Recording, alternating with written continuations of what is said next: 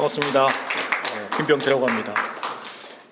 제목이 은퇴 후 현금흐름인데 최근에 이제 베이비부모들이 은퇴를 하기 시작하면서 각종 레포트나 지상에 은퇴 후 현금흐름에 대한 얘기들이 많이 나오고 있습니다. 그 이유는 뭐냐 그러면 은퇴자들의 삶의 어떤 질이 자산의 크기보다는 가용 처분 소득에 의해서 삶의 질이 달라지기 때문에 아마 은퇴 후 현금흐름의 중요성이 커지는 것 같습니다. 그래서 최근에 이제 30, 40대들의 은퇴 설계 자체도 자산의 크기를 모으는 것이 아니라 현금흐름 확보 전략으로 은퇴 설계의 흐름이 바뀌는 것 같습니다.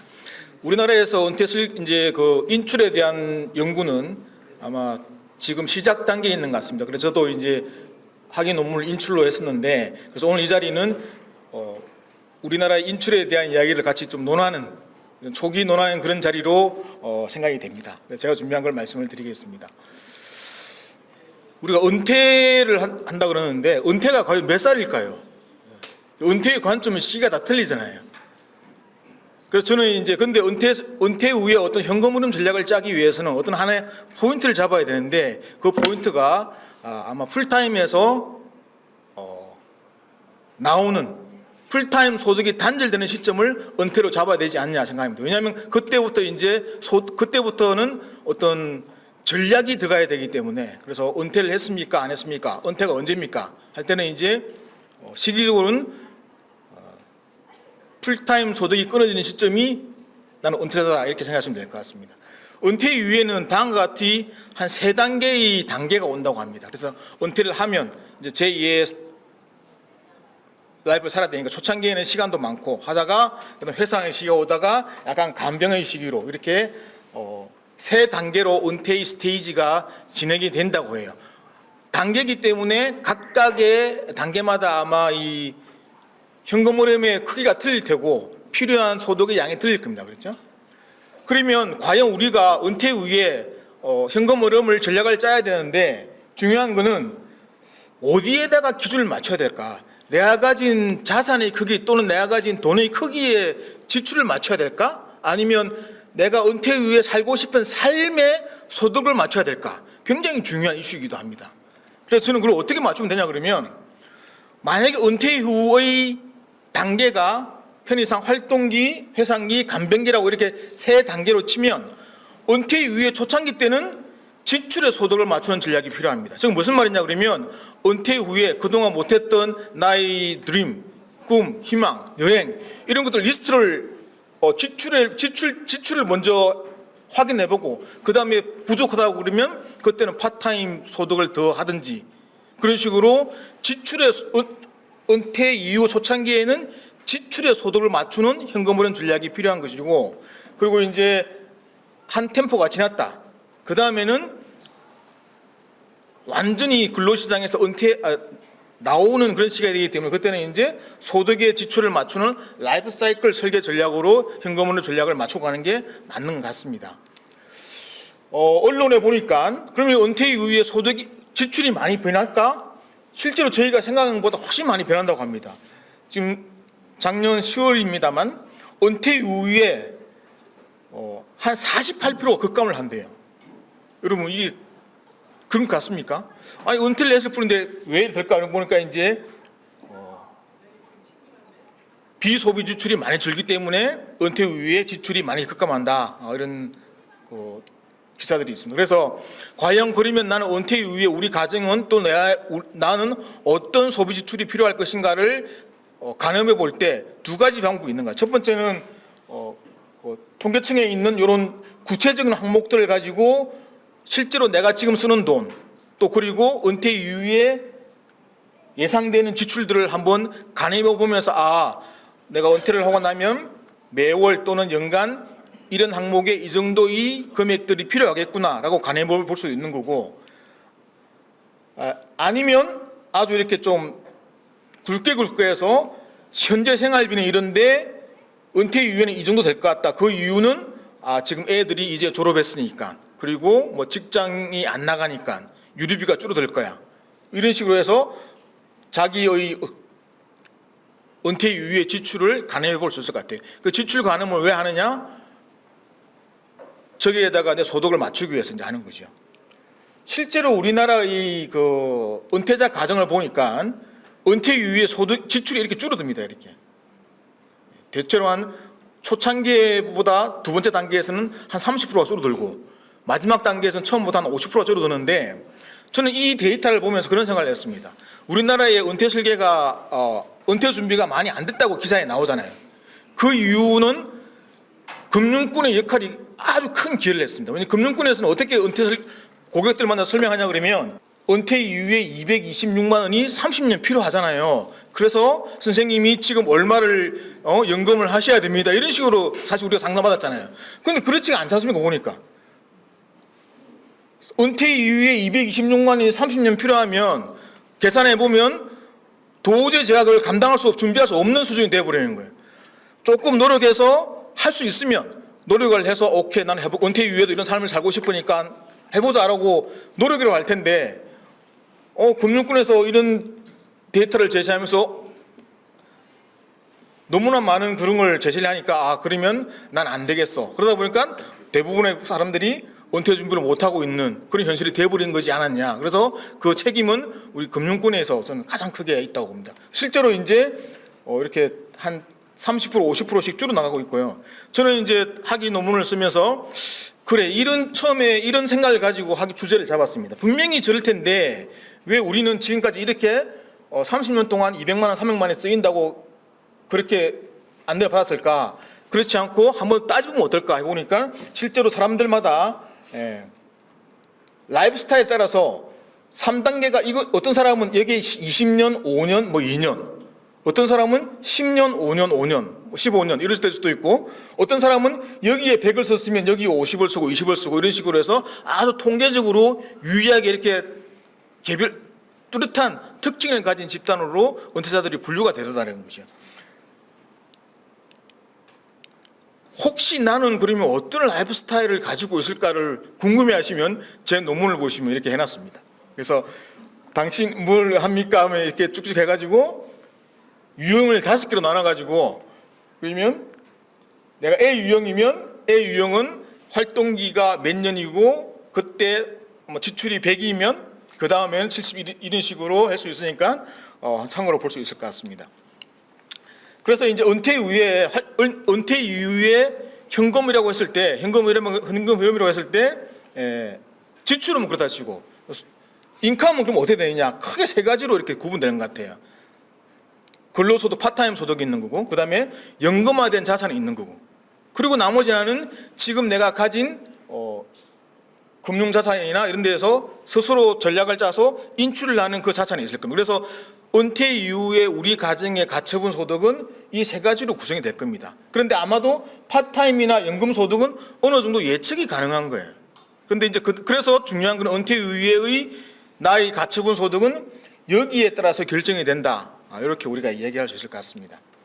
자, 그러면 은퇴 이후에 소득을 할 때 가장 먼저 우리가 이제 고려해야 될 것 중에 하나가 국민연금입니다. 그렇죠? 국민연금은 빨리 받을 수도 있습니다. 조기 노령연금이라 그러고 늦게 받을 수도 있습니다. 늦게 받으면 1년에 7.2%씩 이자를 쳐서 더 많이 줍니다. 그렇죠? 5년 동안 늦게 받을 수 있는데, 근데 빨리 받으면 또 이렇게 빨리 받으면 줄어듭니다. 월 0.5 줄어듭니다. 그런데 여러분, 국민연금, 조기 노령연금을 받는 사람이 자꾸 늘어나고 있대. 제가 볼 때는 그 이유는 크게 3가지입니다.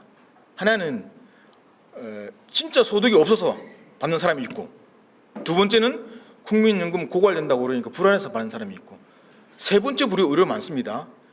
친구 중에 주위에서 아주 안 좋은 일이 당하면 쟤는 그것도 못 받고 가네.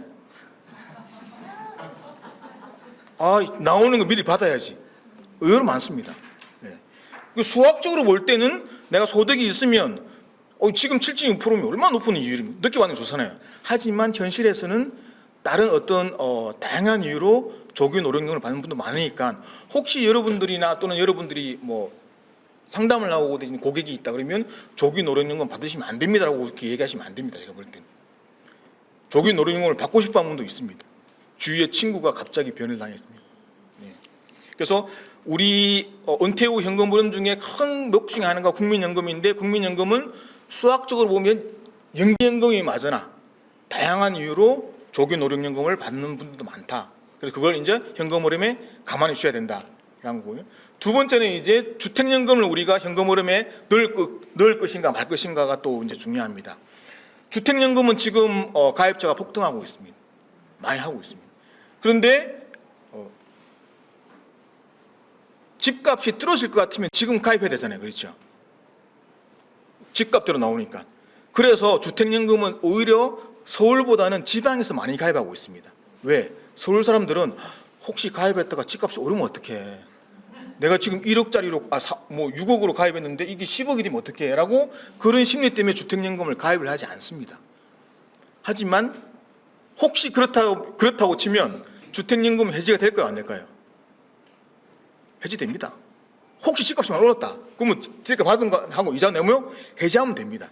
그래서 주택에 대한 개념이 많이 바뀌어 있는데 풍부한 현금을 가져가기 위해서는 우리 그 주택연금도 아주 현금 흐름의 좋은 수단이다.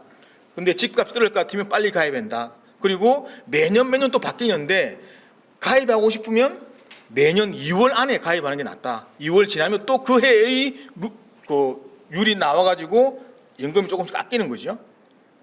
그런 식으로 가입이 된다. 올해 같은 경우에는 최근에 이제 5월 20일부터 바뀌었네요.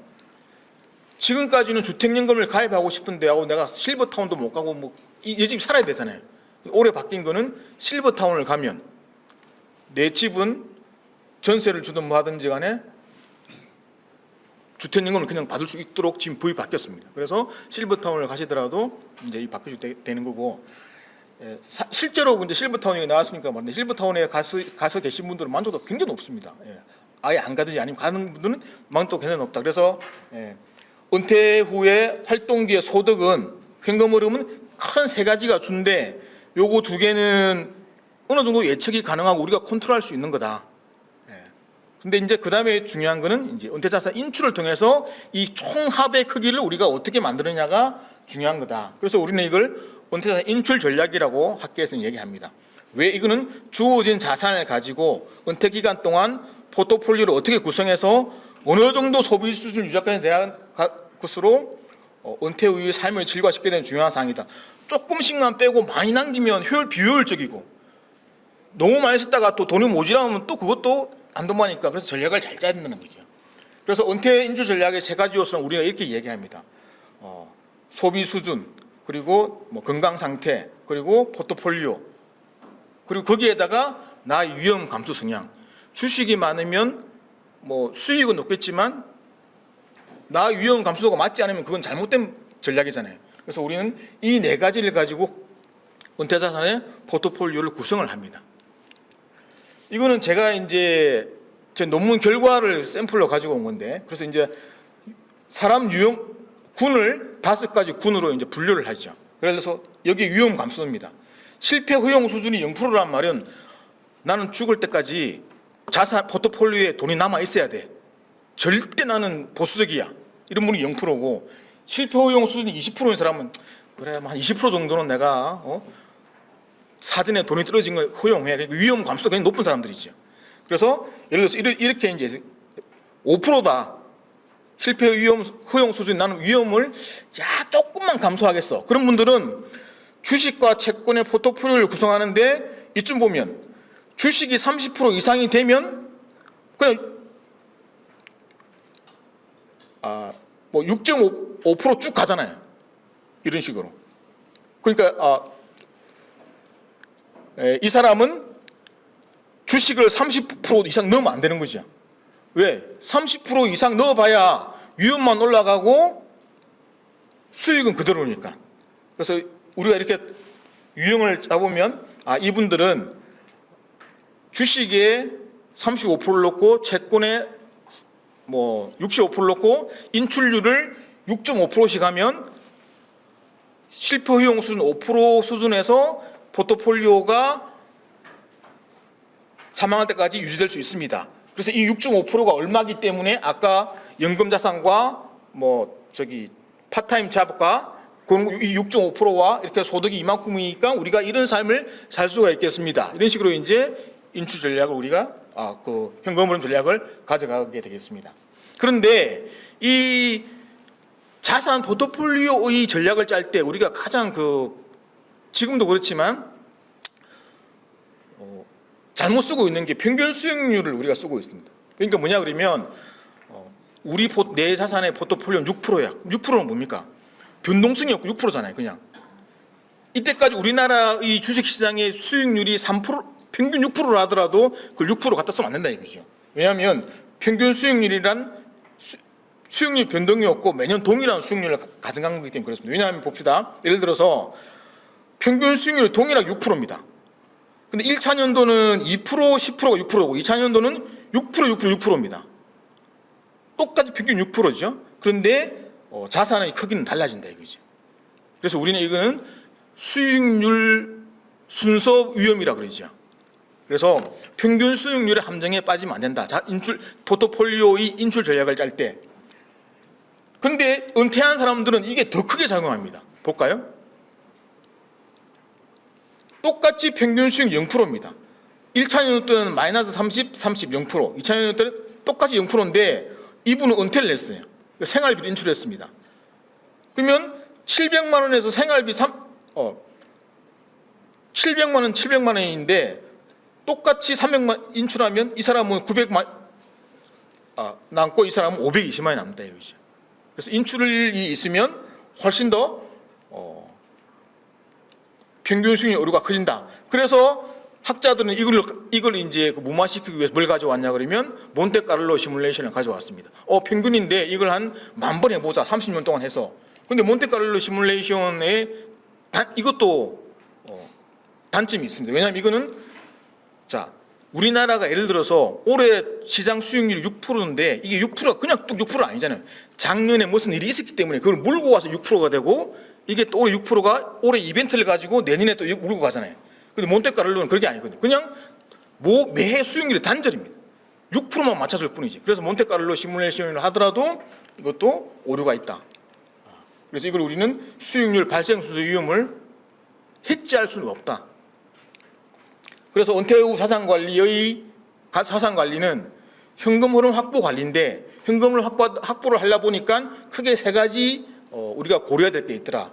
수익률 자체의 변동성이 있고 그리고 평균 수익률의 오류가 있고 그리고 수익률 발생 순서 위험이 있더라. 그러면 우리가 이걸 어떻게 해야 됩니까? 어떻게 해치를 할 수 있습니까? 실제로 저는 방법 하나밖에 없습니다. 주위의 전문가한테 매년 상담을 받고 모니터링을 하고 포트폴리오를 관리해 나갈 수밖에 없습니다. 근데 주위에 그런 분이 있으면 다행입니다. 없으면 어떻게?